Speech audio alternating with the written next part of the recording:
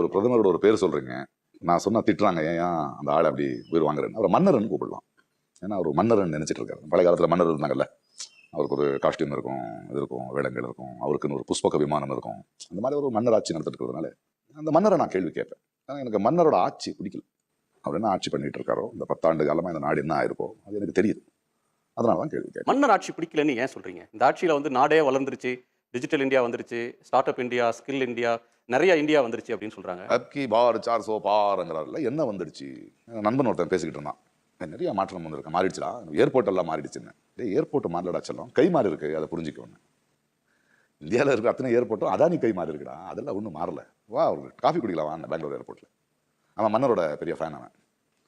ஏன்னா 300 ரூபாய் காஃபி, 300 ரூபாய் காஃபிடா, இது நாட்டுக்கு போலடா, அந்த மன்னரோட ஃப்ரெண்ட் இருக்கா, நண்பர்கள், அது போல. அதை ஏன் புரிஞ்சிக்க மாட்டேங்கிறீங்க? நீ டோல்கேட் பாஸ் வச்சிருக்கியா, அந்த டேக் இருக்குல்ல, ஆமா, மினிமம் பேலன்ஸ் எவ்வளோ? 400 ரூபாய் வைக்கணுமா? ஆமா, 400 ரூபாய் தான்.